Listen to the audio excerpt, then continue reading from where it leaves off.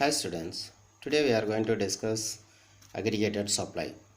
In last video, we discussed something about aggregated demand, the meaning of aggregated demand, components of aggregated demand, aggregated schedule, aggregated demand schedule, then aggregated demand graph. These are the things last class we discussed.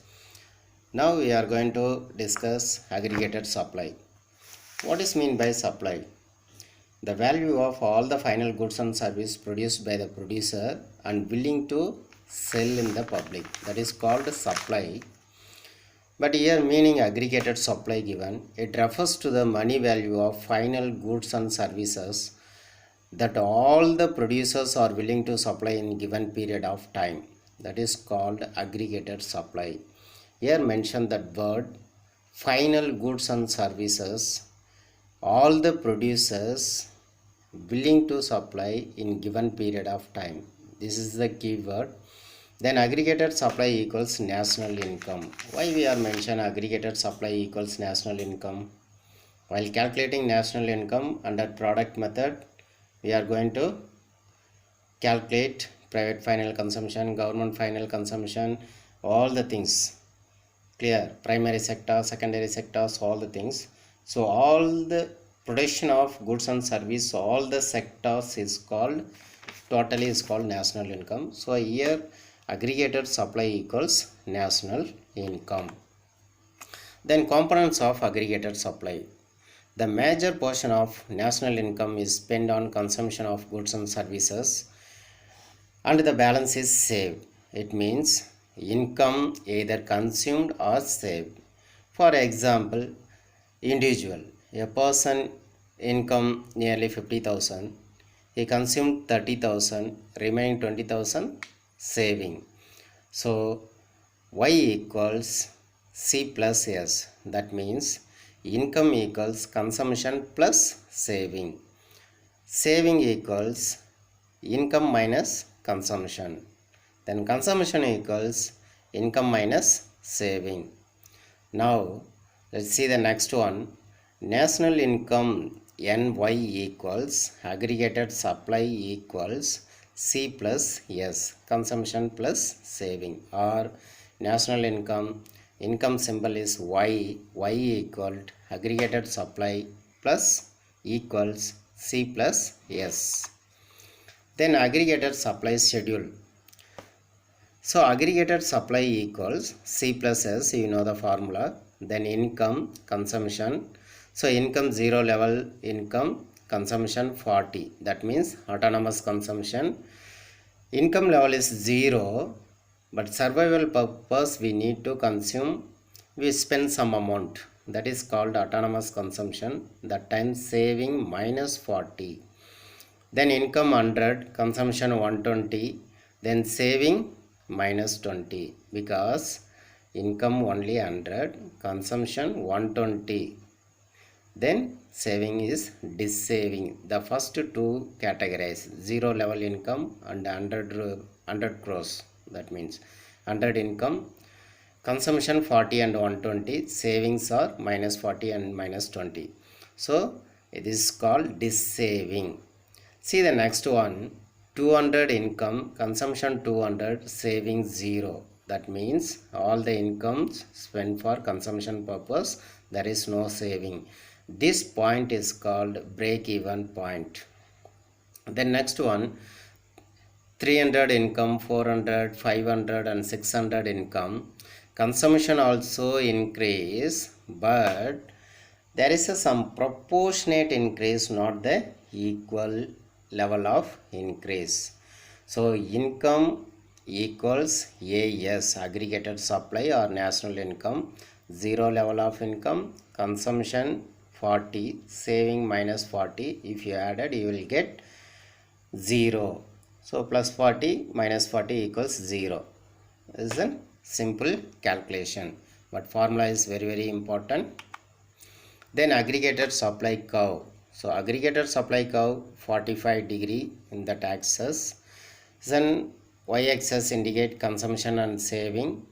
Then x-axis income. In cross they are mentioned. Then next one, consumption function. So what is mean by consumption and consumption function? Consumption means amount spent by consumer for consumption purpose, it is called consumption. Then consumption function means is the functional relationship between consumption and national income. So C equal to F of Y. So C equals consumption, Y equals national income, F equals functional relationship. Then consumption function represents the willingness of household to purchase goods and services at given level of income during a given time period. So willingness of household to purchase goods and service given level of income, it is not standard. For example, 100 rupees income, 100 crores income, 50 saving, 50 consumption, not like that. Based on the different level of income. So 0 to 600 given, no, that is called consumption function. This function is psychological concept. It influenced by consumers' preference, habit, desire, taste. These are the things it will affect. Then consumption schedule. Income 0, the consumption 40. That is already I said same data you can utilize for this. Clear? Income 0, 100, 200, 300, 400 and 500.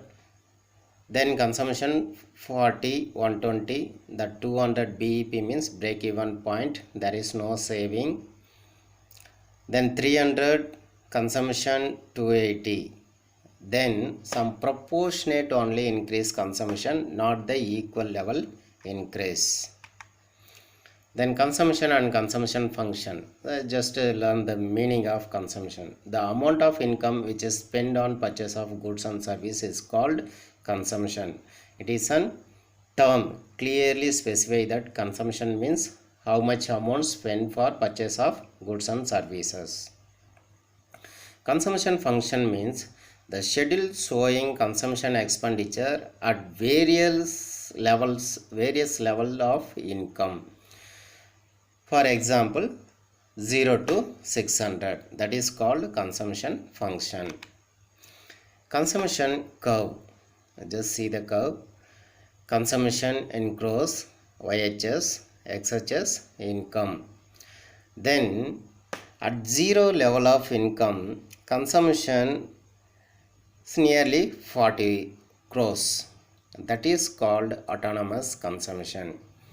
Then 200 income, that time 200 consume, that point is called E. So E point is called, what is that? This E point is called break even point. Consumption equals income, there is no saving. Below the break even point is dissaving.